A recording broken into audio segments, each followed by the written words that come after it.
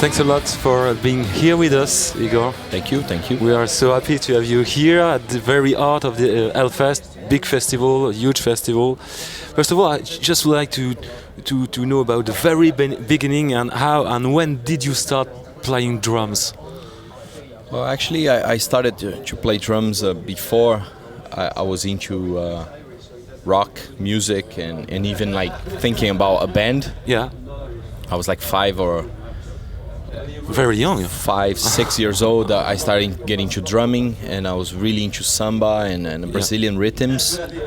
And I was going into like a lot of football games and you know, like typical Brazilian thing, and really into percussion.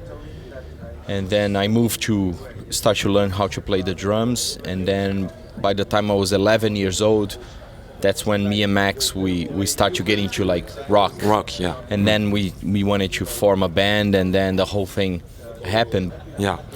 So could you describe your first drum set? Was it special or? Well, actually, my first drum set, it was really just parts of percussion instruments that I put together, like stuff that my dad and my mom gave me, like a snare and a floor tom, and then I put them together and start forming some kind of a drum set. And it wasn't really like a proper drums. Yeah. It was kind of like a Frankenstein kind of like drum set. Yeah. And that's how I started later to play with Sepultura, me and Max. Yeah. I didn't have a kick drum for like 2 years. Yeah. I was just playing with the top stuff, with cymbals and toms and the snare. Even on the first album, like a lot of the stuff that I wrote, it was just with toms. That's why it was a little more percussive. Yes. Like samba oriented and percussion oriented, rather than the typical, you know, like rock drummer or a jazz drummer who goes straight for the kick and snare and things like that. So in the beginning it was a struggle, but later on I look into it and it was cool to have that as a beginning, you know. Of course. So now you play Pearl drums, Zildjian cymbals, and Vic-Firth sticks. Yeah. Could you just quickly explain this choice and how you manage your... Actually, like for me, it's really important, you know, to have the right tools to do what I do. And you know, like Pearl, they really deliver, you know, like the specific drums. If you see, like for example tonight on stage, the kind of setup that I have, it took me a long time together with Pearl to get to where I am, you know, like with the really big toms and the small kick drums and things like that, to get to this setup. And then later, same thing with Vic-Firth, to design my own drumsticks, and I'm a kind of like a particular guy when it comes to these things. And I think the only company that I still haven't been to that level, it's Zildjian, because they're so, you know, amazing that I just pick their cymbals and they're there. You know, so it's like, but hopefully in the future I'll get to the point to come up with something special together with Zildjian. But still, you know, like I'm very fortunate to work with these companies, because they really put everything that I need to go out there and play in front of a lot of people and deliver the best sound that I can do it, you know. So it's like, it's something that for me that is very, very important, is that, you know, like I remember being a kid and going to see a drummer live and think to myself like, wow, this sound is amazing, and that's how I want to play. So to be able to get that sound, so if tomorrow if they want to go to a shop with their dad and their mom, and they can get that. They can go to the right sound. Yeah, they can go to, you know, buy the sticks and buy Pearl and buy, you know, Vic-Firth and Zildjian and get that sound and break that barrier of being just something impossible to get. That rock star barrier. I like that idea of, you know, you can get what you see on stage tomorrow if you just go to a shop.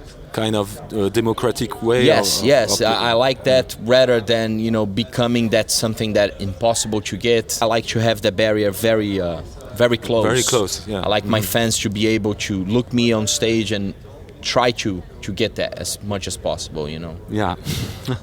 Maybe a few words also about your last album, Blunt Force Trauma. Maybe more aggressive, more direct.